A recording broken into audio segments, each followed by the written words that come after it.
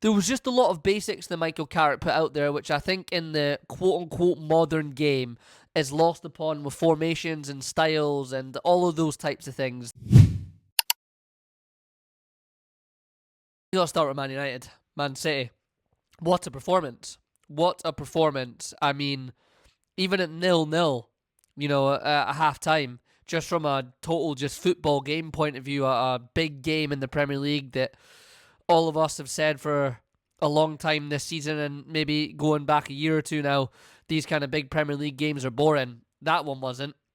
That one was not boring. Even at 0-0, it had chances, it had opportunities, and really all for Man United. I think, is it the first half Lamens makes that save from the header from the corner? I think it is. It's a great save, by the way.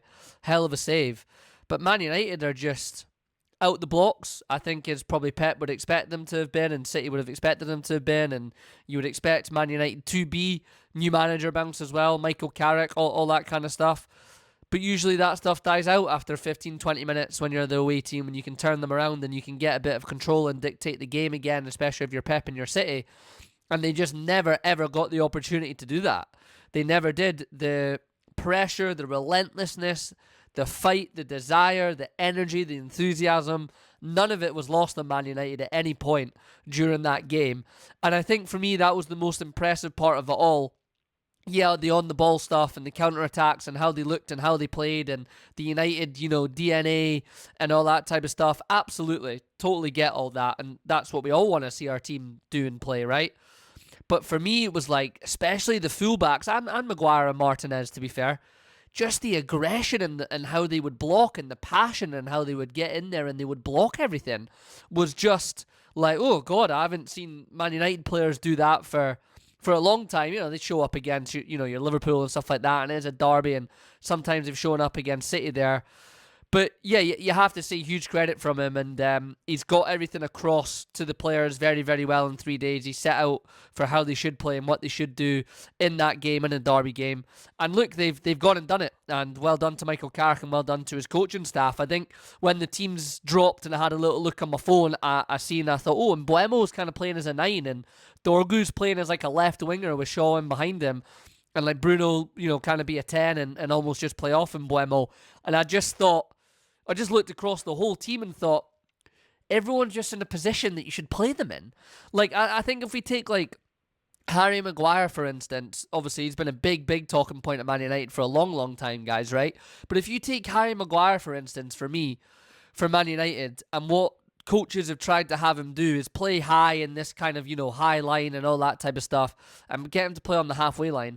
Harry Maguire can't play that way. And you can turn around and say, well, Harry Maguire's then not a good football player, he's not then a good defender. I just think that's unfair and wrong to say. And I've always said that, and people go, he's all right at England, he's decent at England. Because England, in particular under Southgate, would be happy to defend their own box a little bit and not play as the big team, the main team that had to get on the ball and dictate. And Maguire's great in the air, and he's great at defending in and around his box, and he's great if you ask him to do the things that he's good to do.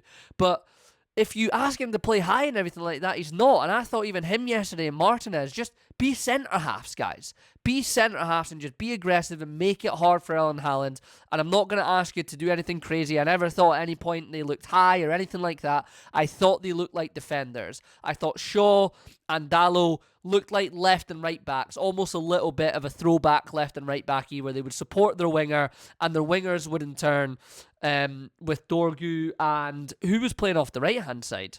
And Ahmad, right, with Dorgu and Ahmad, come back in and help us when we then have to defend. Same with the centre midfielders, sit a little bit in front of the centre half, but everybody just clicked, and Gary Neville said a really good point about playing like a 4-4-2 in his podcast, but I do think it pertains to anything that you have on the football pitch, is that there's pairings, right? There's partnerships, and they work. Left back and left winger, they help cover each other. Right back and right winger, they help cover each other. Bruno and Mbuemo help support each other. Bruno, Casemiro and Menu then help, Maguire and Martinez when they don't have the ball. Like, not overly complicated. Just let's just pair up and little groups and little teams. Sorry, just got a message on my laptop. Little groups and little teams.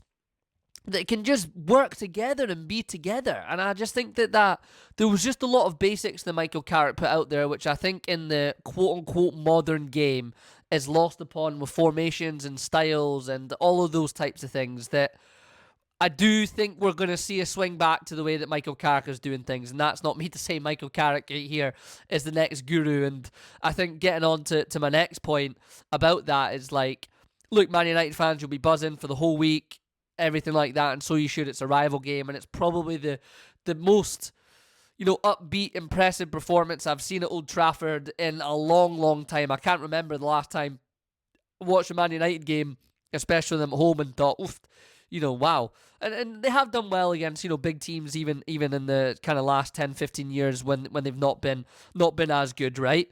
But just be careful. Just be careful. It's one game. It's very well done. He deserves an absolutely massive amount of credit to it. Absolutely no doubt. But he goes again, and it's Arsenal next. And then, even that, you can probably almost say, like, if United lose to that game, it's cool. Like, no one's really going to be too bothered about that either. But it's then when you play, like, Burnley and, Wolves down the bottom and other teams like that, can you continue to bring something like that out in the team, right? Not just in your first game that's a derby that's at home and you can get the fans behind you. It's doing that week in, week out.